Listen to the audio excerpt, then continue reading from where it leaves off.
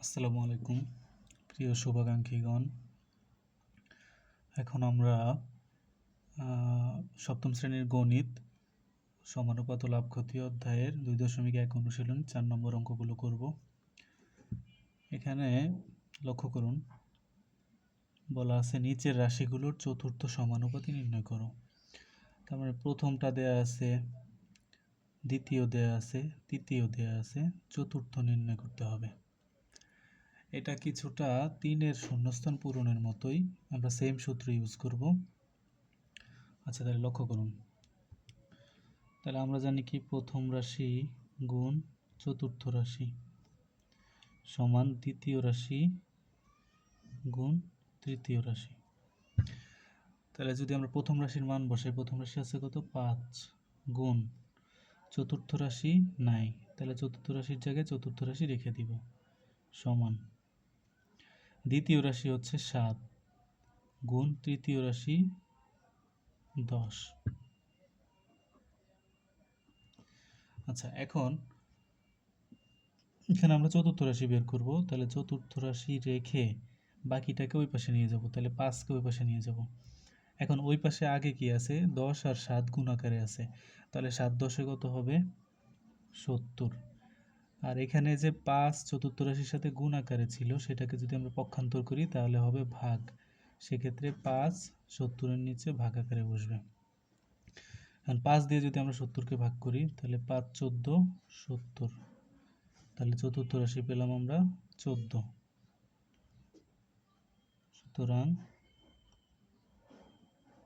চতুর্থ সমানুপাতি সমান 14।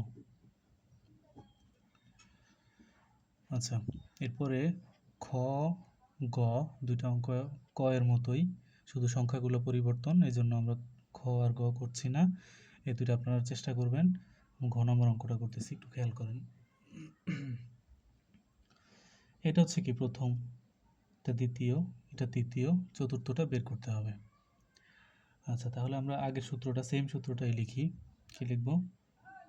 প্রথম রাশি গুণ চতুর্থ রাশি সমান দ্বিতীয় রাশি গুণ তৃতীয় রাশি, একই সূত্র যেটা আমরা শূন্যস্থান পূরণের ক্ষেত্রেও করেছি। তাহলে প্রথম রাশির মান বসাই দিব কত 8, চতুর্থ রাশি কত জানা নেই, সমান দ্বিতীয় রাশি, এটাকে যদি আমরা, এটার মিশ্র ভগ্নাংশে আছে, এটাকে যদি আমরা রূপান্তর করে নিই প্রকৃত অপ্রকৃত ভগ্নাংশে, সেক্ষেত্রে রূপান্তর করার সিস্টেম হচ্ছে পূর্ণ সংখ্যাটার সাথে হরকে গুণ করতে হবে। তাহলে 8 দুগুণে 16, সেই গুণফলের সাথে লবকে যোগ করতে হবে। তাহলে 8 দুগুণে 16, 16 আর 1-এ 17, আর নিচে হর যা ছিল তাই থাকবে, গুণ তৃতীয় রাশি হচ্ছে 4। আচ্ছা, এখন আমরা এই যে ডান পক্ষের এই গুণটাকে একটু ক্যালকুলেট করে ছোট করে নিই। সেক্ষেত্রে 2 দিয়ে যদি আমরা 4-কে ভাগ দেই 2 বার যায়, তাহলে এই দুইটার গুণফল কত হলো 34, 17 দুগুণে 34। বা এখন আমরা চতুর্থ সমানুপাতি বের করব, তাহলে চতুর্থকে রেখে এই 8-কে ওই পাশে নিয়ে যাব, 8 গুণ আকারে আছে, ওই পাশে গেলে কি হবে ভাগ হবে। তাহলে ওই পাশে আগে ছিল কি 34, 34 উপরে বসবে, ভাগ এই যে গুণ আকারে 8 ছিল সেটা এই পাশে এসে ভাগ হবে। এখন 8 দিয়ে 34-কে ভাগ করা যায় না, সেক্ষেত্রে আমরা কি করব, এটাকে ক্ষুদ্রতম সংখ্যায় রূপান্তর করার চেষ্টা করব। একই সংখ্যা দিয়ে হর এবং লবকে ভাগ করার চেষ্টা করব। তাহলে যেহেতু দুইটাই জোড় সংখ্যা, তাহলে 2 দিয়ে ভাগ যাবে, 8-কে যদি 2 দিয়ে ভাগ দিই 4 বার যাবে, 34-কে যদি 2 দিয়ে ভাগ দিই 17 বার যাবে। তাহলে আমরা এখানে পেলাম হচ্ছে উপরে 17, নিচে 4। সুতরাং চতুর্থ সমানুপাতি 17/4। এবার নম্বর অঙ্কটা একটু দেখি। প্রথমটা ছিল পূর্ণ সংখ্যা, এরপরেরটা আসছে ভগ্নাংশ, এটা হচ্ছে দশমিক ভগ্নাংশ, পূর্ণ সংখ্যার সাথে দশমিক ভগ্নাংশ। তাহলে এটা প্রথম, দ্বিতীয়, তৃতীয়, চতুর্থ বের করতে হবে।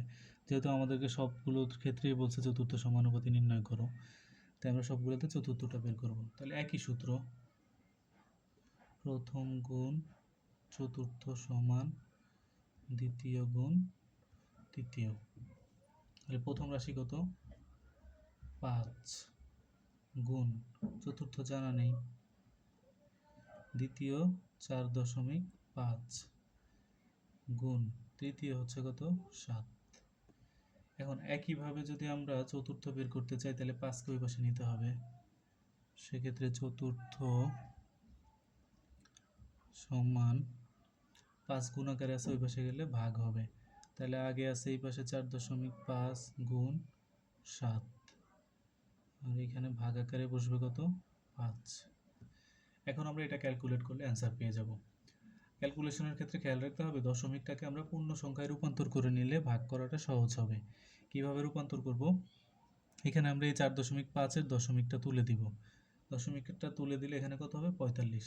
এখন দশমিক তুলে দেওয়ার ক্ষেত্রে একটা নিয়ম হচ্ছে, এখানে যদি দশমিক তুলে দিতে চাই তাহলে এটাকে কি করতে হবে? 10 দিয়ে গুণ করতে হবে।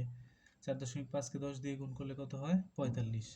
তাহলে উপরে যেহেতু আমরা দশমিক তুলে দেয়া মানে 10 দিয়ে গুণ করা, সেহেতু এই ভগ্নাংশটাকে ব্যালেন্স করার জন্য উপরে যেহেতু 10 দিয়ে গুণ করব, তাহলে নিচেও 10 দিয়ে গুণ করতে হবে। তাহলে নিচে 10 দিয়ে গুণ করলাম, আর উপরে দশমিকটা তুলে দেয়া মানেই হচ্ছে 10 দিয়ে গুণ করা। এখানে আর আলাদা করে 10 লেখার প্রয়োজন নেই। এখন আমরা এটাকে ভাগ করি। 5 দিয়ে যদি 45কে ভাগ করি তাহলে 9 বার যায়। আচ্ছা, এখানে যেহেতু আর জোড় সংখ্যা নেই সেক্ষেত্রে 10 দিয়ে ভাগ যাবে না।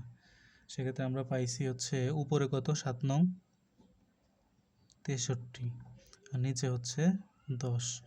এখন আগেরটার মতো আগের অঙ্কটাতে আমরা অ্যান্সারটাকে ভগ্নাংশ আকারে রেখে দিয়েছি, কারণ এখানে ভগ্নাংশ ছিল। কিন্তু এখানে এটাকে আমরা ভগ্নাংশ আকারে রেখে দিতে পারবো না। কেন পারবো না? কারণ এটা দশমিক ভগ্নাংশ আকারে আছে। তাহলে এটাকে দশমিক ভগ্নাংশে রূপান্তর করতে হবে। তাহলে 63কে 10 দিয়ে ভাগ করলে হবে 6.3। সুতরাং চতুর্থ সমানুপাতি 6.3। ধন্যবাদ সবাইকে। যে কোনো সহযোগিতায় কমেন্ট করতে পারেন। আর আমার হচ্ছে চ্যানেলটা সম্পূর্ণ নতুন, আমি চাচ্ছি আপনাদেরকে নিয়ে এগিয়ে যেতে। সেক্ষেত্রে আপনাদের সহযোগিতা ছাড়া সেটা সম্ভব নয়।